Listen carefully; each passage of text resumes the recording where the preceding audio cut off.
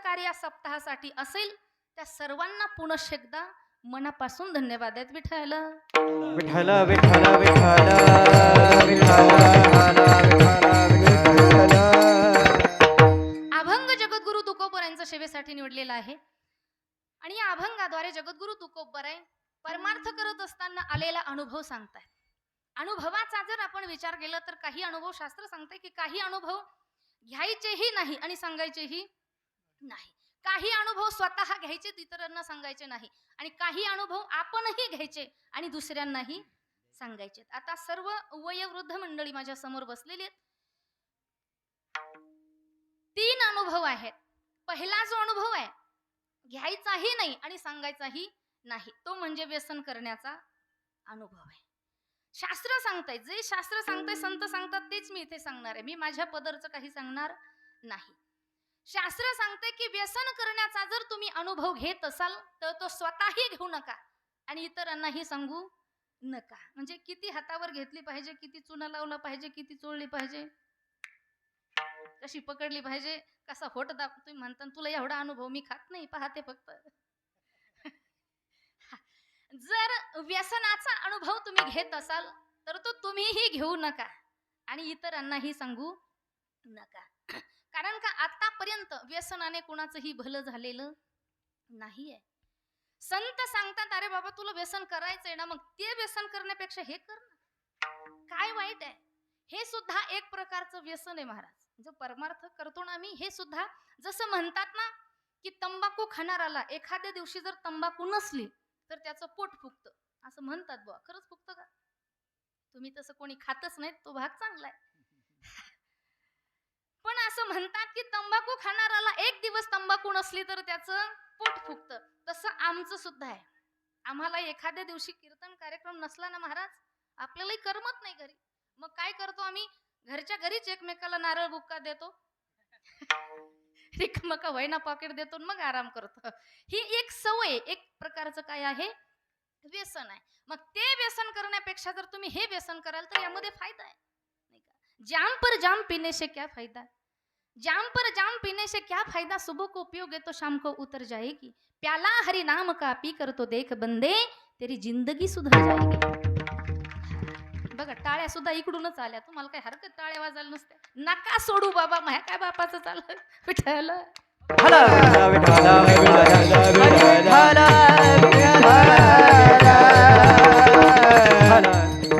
मी अनुभव सांगते की व्यसनाचा जर अनुभव तुम्ही घेत असाल तर तुम्ही घेऊ नका आणि इतरांना सांगू नका. शास्त्र सांगताय. दुसरा जो अनुभव आहे तो म्हणजे प्रपंचातला अनुभव. प्रपंचातला अनुभव स्वतः घ्यायचा पण तो बाहेर सांगायचा नाही. आता मला सांगा पुरुष मंडळ, 4 भिंतीच्या आतमध्ये घरामध्ये हे महिला मंडळ तुम्हाला काय काय बोलतं? आता सगळ्याच बोलत असतील असं मला म्हणायचं नाही. तसं आपल्या गावातल्या लक्ष्म्या खूप चांगल्या बरं का, हा खूप चांगल्या. पण जरी आणि कधी कधी बोलावं लागतं ना, बोलतात का? सगळे हनुमंत राहत नाहीत ना. थोडस मोकळं बोला मला आजच्या दिवस. असं गंभीररित्या बसू नका माझ्या समोर, मला आधीच दडपण येत आहे तुमचं सगळ्यांचं. चला, घरामध्ये कधी काळी वेळे प्रसंगी म्हणावंही लागतं, बंड्याचा बाप तू मला तर काही चांगला दांडगा अनुभव आहे तुमचा. म्हणावं लागतं तू मला तर काही कळतच नाही, तू मला तर काही डोकंच नाही. बघा बरं म्हणावं लागतं कधी कधी. चला विनोदाचा भाग सोडा, पण प्रपंचातला जो अनुभव आहे तो अनुभव आपण आपला घ्यायचा, इतरांना सांगायचा नाही. पण तिसरा जो अनुभव आहे तो म्हणजे परमार्थातला अनुभव आहे. परमार्थातला अनुभव आपणही घ्यायचा आणि इतरांनाही सांगायचा.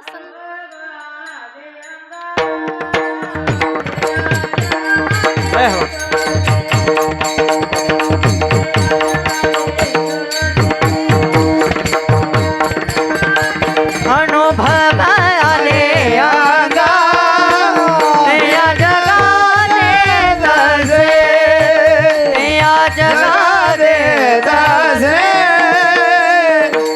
या जगाने म्हणे कोणी सांगे मज अनुभव अंगे, मज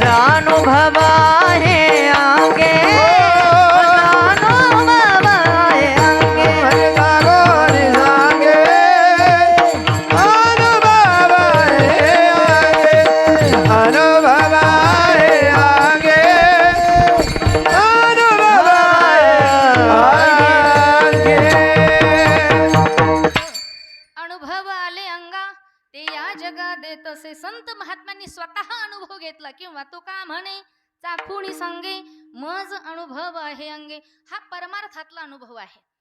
तो अनुभव आपणही घ्यायचा आणि याच्यामध्ये किती आनंद आहे तो इतरांनाही सांगायचा, हा अनुभव आहे. जगद्गुरु तुकोबराय तो अनुभव सांगतायत. सांगत असताना महाराज म्हणतायत की आपण प्रत्येक जण, आपण जेवढे जीव या ठिकाणी जन्माला आलेत ते सर्व जीव आपण 2 दिवसाला महत्व देतो. पहा, जीवन जगत असताना 2 दिवस कोणते, एक आपल्या जन्माचा दिवस आहे आणि एक आपल्या मृत्यूचा दिवस आहे. या 2 दिवसाला आपण महत्व देतो, कारण जन्माच्या दिवसाला महत्व आहे म्हणून आपण वाढदिवस साजरे करतो आणि मृत्यूच्या दिवसाला महत्व आहे म्हणून पुण्यस्मरण वगैरे आपण साजरे करत असतो. मग हे 2 दिवस, कारण ज्याचा जन्म झाला त्याचा मृत्यू हा ठरलेला आहे. स्वर्देत चला. आया है सो जाएगा राजा रंग फकीर, कोई सिंहासन चढ़ गया कोई बंध गया जंजीर. ज्याचा जन्म झाला त्याचा मृत्यू हा अटळ आहे. ज्याचं बारसं झालं त्याचं तेरसं हे कधीतरी होणार आहे. मग प्रत्येकाला जायचं आहे, जाणं सगळ्यांचं ठरलेलं आहे. गरीब असो श्रीमंत असो, मी कथेमध्ये सांगितलंय प्रत्येकाला जाणं आहे. पण जन्म आणि मृत्यू हे 2 दिवस सोडून संत महात्म्यांनी 3ऱ्या दिवसाला महत्व दिलेलं आहे. थोडं लक्ष देऊ नये का, आपल्याला अभंगामध्ये प्रवेश करायचा आहे आणि अभंगामध्ये प्रवेश होईपर्यंत थोडंसं जड जातं. पहा, जातं ना. जसं उदाहरण सांगते मी तुम्हाला, एखाद्या वेळेला बसमध्ये आपण बसलो आणि बस जोपर्यंत फाट्यावर त्या ठिकाणी बस स्टँडवर उभी असते तोपर्यंत बसमध्ये नकोसं होतं, है ना. एकदा का बस स्टँड मधून निघाली का मग कुठून तरी खिडकीतून हवा येते, मग आपल्याला बरं वाटतं. तसं अभंगामध्ये प्रवेश होईपर्यंत थोडंसं चिंतन जड जातं. एकदा प्रवेश झाला की मग कुठून तरी विनोद रूपी हवा लागते आपल्याला हळूहळू, है ना, मग जरा बरं वाटतं. पहा, तसं प्रवेश अभंगामध्ये आपल्याला करायचंय. थोडंसं लक्ष द्या. तुकाराम महाराज सांगताय की जन्म आणि मृत्यू या 2 दिवसाच्याही पलीकडे 3ऱ्या दिवसाला महत्व आहे. 3रा दिवस कोणता, तर ज्या दिवशी जीवाला गुरुची भेटी होते, ज्या दिवशी संतांची भेटी होते, तो दिवस खऱ्या अर्थाने महत्वाचा आहे. कारण मी कथेमध्ये सांगितलं की गुरु केल्याशिवाय आपल्या जीवनाला काही अर्थ नसतो. चांगदेव महाराज 1400 वर्ष पूर्वी जन्माला आले होते.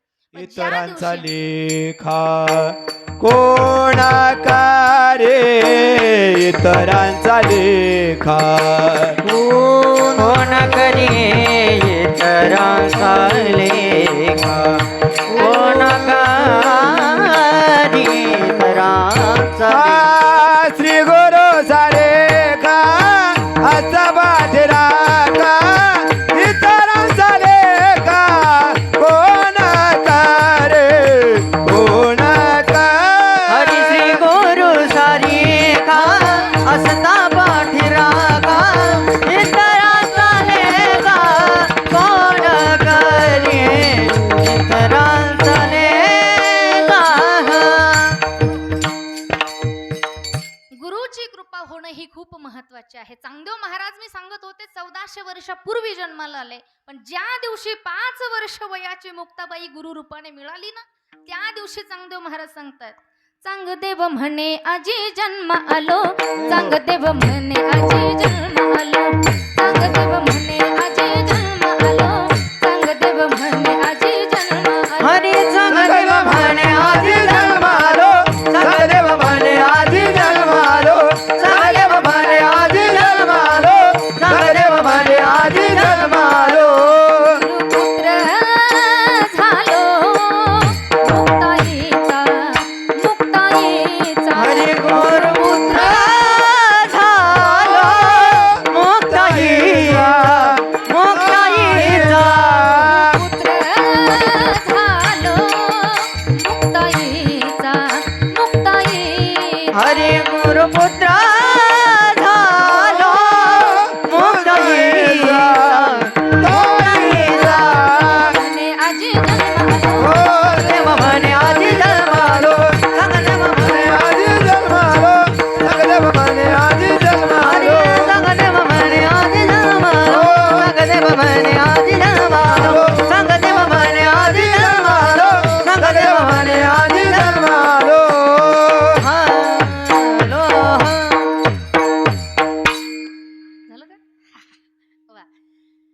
देव म्हणे आजी जन्मा आलो गुरुपुत्र झालो मुक्ताईचा. चांगदेव महाराज 1400 वर्षाचे होते, पण 5 वर्षाची मुक्ताबाई गुरु रूपाने मिळाली.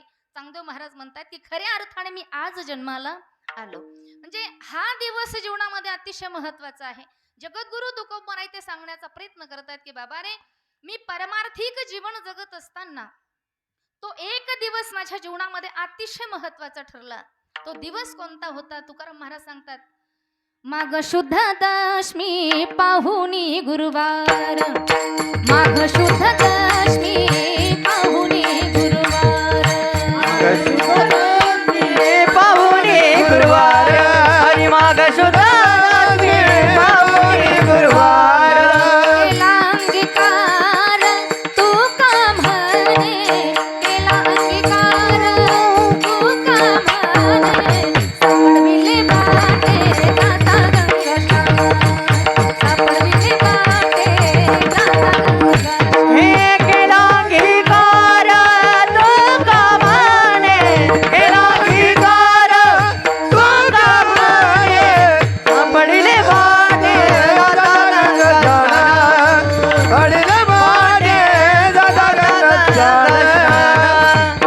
स्नान. माघ शुद्ध दशमी पाहुणी गुरुवार कोणता दिवस होता? माघ शुद्ध दशमीचा गुरुवारचा दिवस होता. आणि त्या दिवशी माझ्या गुरुने मला स्वप्नात येऊन दर्शन दिलं. स्वप्नात येऊन मला दर्शन दिलं आणि दर्शन दिल्यानंतर काय मागितलं? भोजन मागती तुप पावसर, भोजन मागती तुप पावसर, मागती तुपा पावशर, भोजन मागती तुपा पावशर. पडिला विचार स्वप्न माझी, पडिला विचार स्वप्न माझी, सापडविले वाटा जाता गंगा, सापडविले वाटे जाता गंगा, सापडविले वाटे जाता गंगा, सापडविले वाटे जाता गंगा. हरी स्वप्न माझी पडला विसर, स्वप्न माझे वाटे जाता गंगा स्नान, सापडिले वाटे जाता गंगा स्नान, सापडिले वाटे जाता गंगा स्नान, जाता गंगा जगद्गुरु तुकोबराय सांगताय की माझ्या गुरुने मला स्वप्नात येऊन दर्शन दिलं आणि काय मागितलं? भोजना मागती तूप पावशर, पडीला विसर स्वप्नामाचे. मला पावशर तूप माझ्या गुरुनी मागितलं. बरं, आता इथे पावशर का म्हणतात, तूप का म्हणतात, अनेक विचार करण्यासारखे हे सर्व शब्द आहेत. कारण संतांचं एकही वाक्य हे विनाकारण नाहीये. एकही वाक्य विनाकारण. जसं आता आपण जर व्यवहाराचा विचार केला तर सामान्य मनुष्य, तुम्ही आम्ही सामान्य जीव, आपण जर घरातून पाय टाकत असताना काही कारणाशिवाय आपण बाहेर पडत नाही. पडतो का? रोज आपण कारणास्तव बाहेर पडतो. काहीतरी कारण असतं. एखाद्या वेळेला विचारा, तात्या कुठं निघाले? त्यांनी म्हणावं दवाखान्यात चाललो, पेशंट ऍडमिट आहे, डब्बा घेऊन चाललो. भाऊ कुठे निघाले? चाललो म्हणे शेतामध्ये, सकाळची लाईट आहे, दारे धरायला चाललो. काका कुठे निघाले? चाललो म्हणे पाचोडला, आज बाजार आहे पाचोडचा, चाललो बाजाराला. अण्णा कुठे चालले? मुलीसाठी सोयरीक पाहायला चाललो. भाऊ कुठे चालले? पहिली मेली म्हणून दुसरी. हा, पहिली मेली म्हणून दुसरी दुधाची म्हैस आणायला चाललो. तुम्ही काय म्हणजे मेली म्हणजे दुसरी करायची जास्ती होय. म्हणजे सामान्य जीव, सामान्य माणूस जर विनाकारण घराबाहेर पडत नसल तर संत महात्म्यांच्या मुखातले वाक्य हे एकही वाक्य विनाकारण नाही. थोडस लक्ष देऊ नाही का? पावशर का म्हणतात तुकोबर आहे. आपण जेव्हापासून आपल्याला कळतं तेव्हापासून आपण हरिपाठ म्हणतो. रोज हा अभंग आपण हरिपाठात म्हणतो. पण पावशर कशाला म्हणतात? उदाहरणार्थ आता 1 किलोचे 5 भाग केल्यानंतर एका भागाला पावशर म्हणतात, बरोबर? हा, पक्के झोपलेले आहे तुम्ही सध्या. असं करू नका ना. 1 किलोचे 4 भाग केल्यानंतर एका भागाला पावशर म्हणतात. तसं अंतकरणाचे 4 भाग केलेले वेदांत शास्त्रामध्ये. आता हे थोडं ऐकायला जड आहे बरं का, पण आता गाव असल्यामुळे मला थोडी क्वालिटी द्यावं लागते. हा, नाही तर आपल्याकडं माहिती आहे काही कमी नाही आपल्याकडे. कॅसेट पलटी केली का सगळं मटेरियल बाहेर. हा, पण जरा गाव आहे, अधिकारी व्यक्ती, वयोवृद्ध व्यक्ती समोर बसलेले आहेत, म्हणून मला जरा मुलांनो त्यांचा विचार करावा लागेल बरं का आज. शेवटी बघू तुमचा बी थोडाफार. चला, पावशर कशाला म्हणतात? 4 भाग केल्यानंतर एका भागाला पावशर म्हणतात. तसे वेदांत शास्त्राने अंतकरणाचे 4 भाग सांगितले महाराज, नाही का? मन, बुद्धी, चित्त आणि अहंकार हे 4 भाग अंतकरणाचे आहेत. त्यामध्ये त्या 4 भागांपैकी माझ्या गुरुने मला एक भाग मागितला, अर्थात पावशर मागितलं. पटलं ना? असं गणित जुळलं म्हणजे बरं राहतं. असं करा ना जरा. हा, काही खर्च लागतो का त्याला? मलाही कळतं बा की तू मलाही कळवलं म्हणून. विठ्ठल ठला